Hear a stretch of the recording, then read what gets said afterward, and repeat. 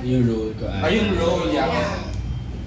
Yeah, ayun, siguro masasabi ko lang si Riel, pangalan ng pala ng character ko dito ay si Riel, is very well-connected sa mga kasama ko sa movie with Kuya Richard, Miss Ivana Alawi, kay Matt. So, well-connected siya sa lahat. So, nakakatuwa rin kasi, alam mo yun, Hanggang doon lang. Connected siya sa lahat. yun, baka sumobra eh. I know. Huwag kang overshare. Ayun. So, doon na muna. Marami pa naman tayo press concept. So, which episode daw are you top billing? Third episode. Third episode. With Kuya Richard Gutierrez and Miss Ivana Alawi. that's one of the smoothest shoots we had. Future, yeah. Ayun. Ay, kuha nyo. Galing ah. I know. That's how they are. Okay. We will entertain a set of questions. Siguro si Jun Lalit, he can ano na lang siguro. Jun, meron ka o gusto mo mamaya na yung questions? Sige. For now, we can have Alex Brosas of the Daily Tribune to shoot his first set of questions. Hi Alex, Mare. Hello. Justin, you being... Dustin po. Dustin pala, sorry. Dustin, you being in a second Shake, Rattle, and Roll movie. What was the experience like before and after? Wow.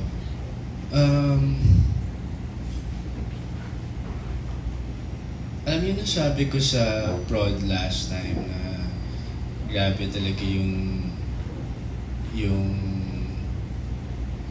upgrade ng shooting namin this time around. Well, last time, nung first time ko mag-Shake, Rattle, and Roll, grabe naman na din yung naging experience ko doon. Pero this time around, parang dinoble or dinreplay nila yung production talaga. Yun talaga yung napansin ko. Marketing, yung creativity, yung bawat eksena namin, pinag-aaralan talaga namin. Mas naging collaborative kami ngayon. Siguro dahil part na rin ako ng lead. Siguro mas naging mas naging involved ako this time with my co-actors sila Kuya Richard, Miss Ivana, and also to direct Ian. In a way, mas napasok ko yung sarili ko sa movie na to. Mas pinaghandaan ko, mas may pressure, no? Kasi alam naman natin kung ano yung gusto natin ibigay sa mga supporters, sa fans. So, I think yun yung pagkakaiba. And also yung, again, makikita niya talaga dito yung puso ng character ko. So, I'm really excited. Naramdaman mo yung yung pagiging hands-on ng producers na? Sobra.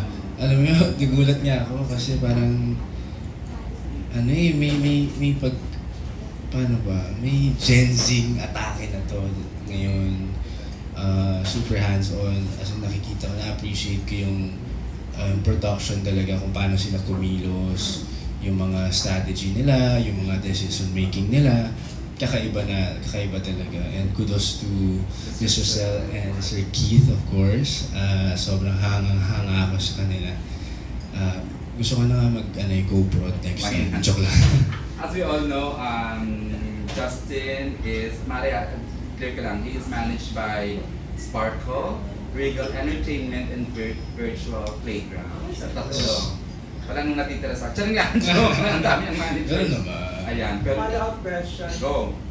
Since Halloween is just around the corner, can you share with us kung meron kang creepy experience while growing up?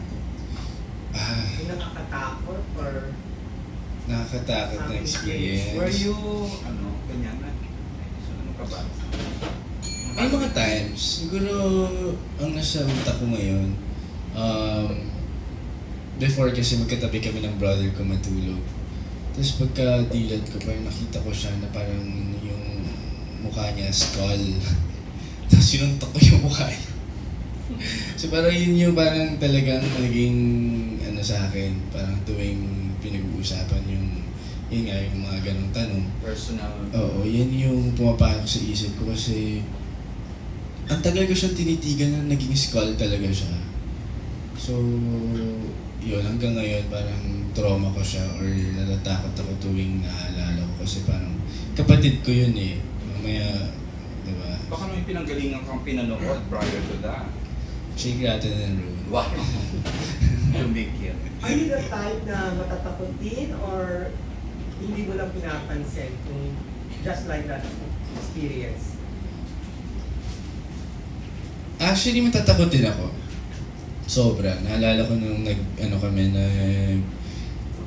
Dubai kami, may pinuntahan kami doon, horror house. Halos masira na yung mga damit ng mga kasama ko noon.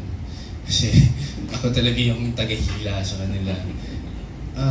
Yun, hanggat sa gusto kong kontrolin yung utak ko na huwag matakot na hindi naman totoo yan. Matatakotin talaga ako eh. Yun talaga yung reality. And, yeah. Okay, thank you. You're good, Mare. Yeah. Miss Tessa, wala. Okay, we're good na.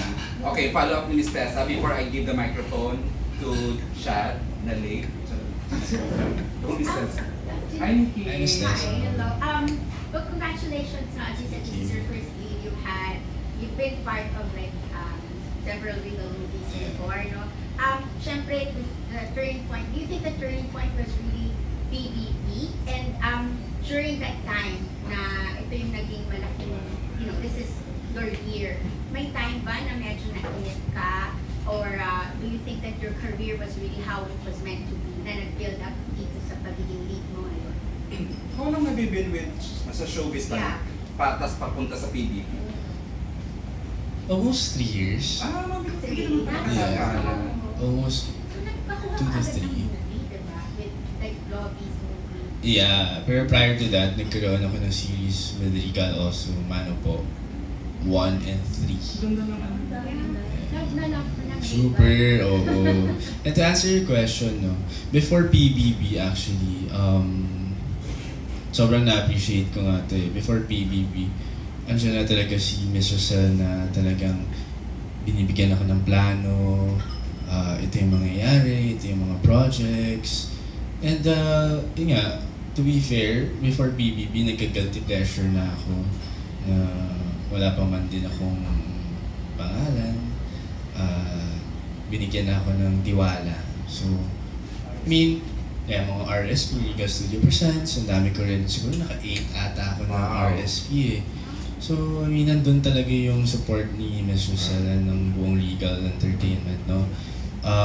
But of course, iba yung impact ng PBB. Now, siguro nagkataon lang din talaga na binless tayo ni God na nagtiwala si Ms. Rosella sa atin, tapos nag-PBB pa tayo. So ngayon, yung perfect timing na yun, mag-lead role na tayo sa Shake, Rattle, and Roll. Isa sa parang wala namang reason para mainip pala siya. Wala. Ang daming naganap in the last 3 Parang- years. Kasi we did it 3 years na. Correct. But I know she will say na parang don't want the spotlight. But if we can just ask Ms. Rosel, she's what open to is questions. it about Dustin that you have given him so many breaks in the last 3 years? What have you seen in this very lucky, talented boy, of course? Kasi lahat naman pwede mo na-discover. Alam naman natin na. Pero it's really yung passion and effort ng tao. Yung talagang paghihirapan niya, kung tatrabaho siya ng media, pag-focus. So I saw that in Dustin. So he really wanted it because before he was online, parang ano siya, parang sa it wasn't in the glass. So, and then when we did an audition for the Chan brothers for Manako, parang you wanna be really very authentic dun sa mga characters. It's easier kasi for them to portray the role if they are themselves, as themselves, diba? Yun ang nakita namin kay Dustin. He did the audition, he really went up through that. So nakita namin, pinag-aralan niya talaga yung character niya. Kaya rin siya. Easy for that scene. And that was his first time exposure sa television. First time exposure as an actor. So he really did well. Yay! Kilig naman yun. Reaction to what she said. Reaction, of course, si Ms. Rosella, like ko naman siya na we always talk lagi kami nag-uusap. So ako, alam naman ni Mrs. Celia na super grateful ako for her. Parang I treat her as my Achi. Tawag ko sa kanya Achi. Because we're both Chinese. And super taas talaga ng... Actually, you din si Mrs. Celia. Correct. Yeah. Really yung magka-birthday, di ba? So, malay nyo.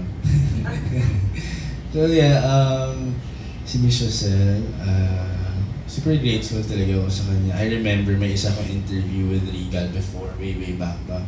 Sabi nila, sino yung idol mo? Sino gusto mong maging? Sabi ko nga, si Miss Josel. So, businesswoman na. Businesswoman. Kasi Yun ang talaga- yung design. Yeah. Business kasi- model. Kasi hindi ko ma-imagine paano niya hinahandle lahat ng bagay, no? I know itong industry ay napakahirap, and to own a company, it's way harder, you know? Yun, kaya like ko sinasabi na ma-appreciate niya rin talaga si Mrs. sa lahat ng work niya for Regal, for the movies. This year I saw how hardworking the lady is. Yeah. Unbelievable. Oo, kasi very stressful talaga yung pag-produce, di ba? So, in order for you to manage, kailangan mo talaga ng clear mind, time management, and everything. Alam niyo, na,